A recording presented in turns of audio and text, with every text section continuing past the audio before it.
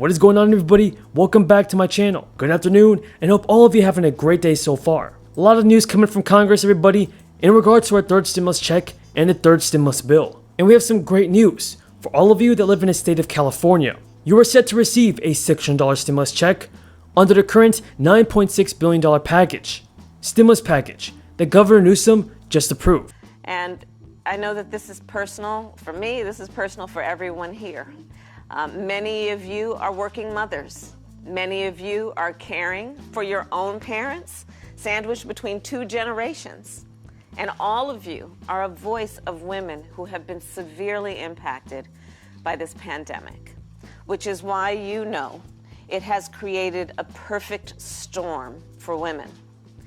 And the longer we wait to act, the harder it will be to bring these millions of women back into the workforce. And let me be clear, we all know this, our economy cannot fully recover unless women can participate fully. So I think we all believe, this is a national emergency. Women leaving the... Gavin Newsom and legislative leaders announced on Wednesday that they have agreed to provide low-income Californians a $600 state stimulus payment to help them weather financial hardships during the pandemic. Everybody tell me in the comments down below. Do you believe that the governor of your state should do the same and pass stimulus checks to the state residents? Tell me in the comments down below, everybody. Don't forget to subscribe to my channel and turn on post notifications. Several of you guys will win a free Amazon gift card. Now all that you have to do to win is subscribe to my channel, turn on post notifications, and give this video a like. And don't forget to check out my good friend Bailey David. She provides you with the best stimulus check updates and is helping as much people as possible by giving away a free Amazon gift card. Last week in Fresno. And what's your argument against the recall?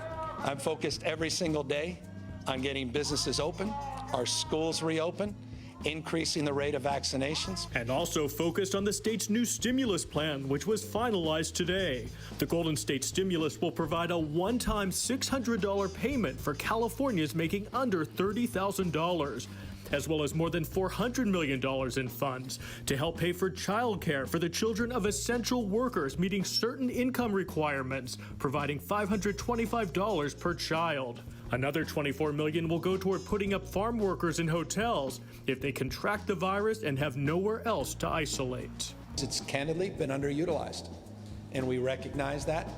And the purpose of this new appropriation is to maximize its effectiveness. As well as assistance for small businesses. With the billions of additional dollars, we will have the capacity to provide for tens of thousands of additional small businesses, nonprofit, and cultural centers grants from $5,000 to $25,000. And that spending plan also includes an additional $100 million in emergency financial. Would ideally like to see a bipartisan support for a package that we think is really what we need to deal with the pandemic and to get beyond it, get our economy back on its feet, and help all the people who've been so badly harmed by the pandemic and the economic havoc it's caused. Well, one question I think that's still out there is whether we need $1.9 trillion of stimulus. We just had a very strong retail sales report. You've got sectors of the economy like manufacturing and housing that are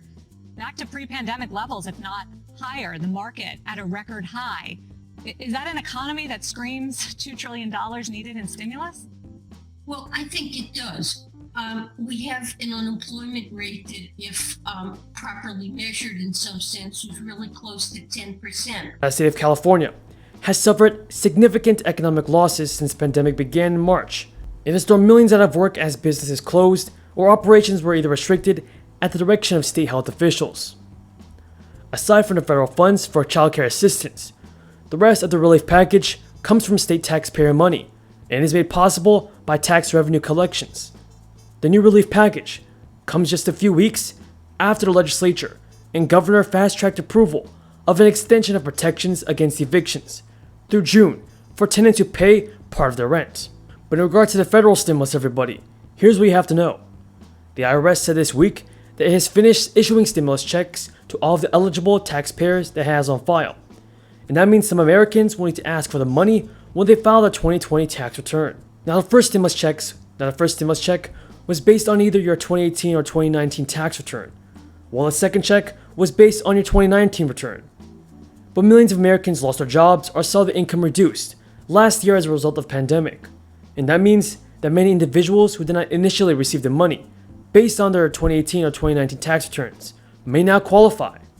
On Tuesday, Steny Hoyer of Maryland, Steny Hoyer warned lawmakers that they should be prepared to work through February 26th and into the weekend to get the next stimulus bill passed out of the House. Now, this stimulus bill includes almost $130 billion for schools K through 12, a 15% increase in food stamp benefits. State and local governments would also get $19 billion to pay back for rent and rent assistance.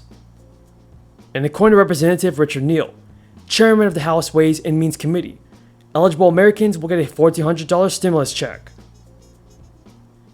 And now the bill will also extend temporarily federal unemployment benefits.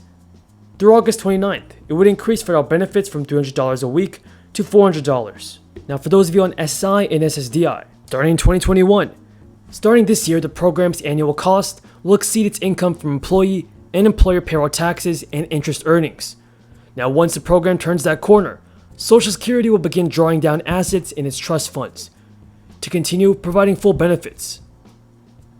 Now, if nothing is done, the trust fund will run dry by 2034 and will only be able to pay 76% of its promised benefits. And worst of all, that would take a heavy toll on elderly Americans who struggle to get by with Social Security as their primary income. Now, currently, workers pay a 6.2% Social Security payroll contribution on wages, up to $142,000, and their employers pay an additional 6.2%. Now, the Biden administration hopes to change that by keeping the cap at $142,000 by having a 12.4 payroll tax kick back in on incomes of $100,000 and up. In that scenario, a self-employed person earning $10 million will be taxed 12.4% on the first $142,000.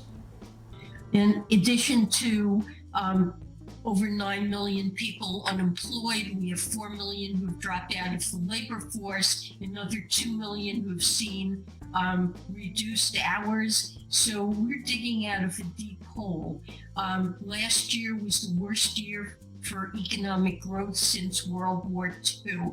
And the Congressional Budget Office projection recently showed it would take until 2024 in their baseline case to get back to full employment without a package like this. So we think it's very important to have a big package that addresses the pain this has caused. That's all of the news in today's video, everybody. Hopefully you guys found this video useful. And if you did, don't forget to subscribe to my channel and click the bell. Thank you for watching, folks, and until next time, have a great day and stay safe.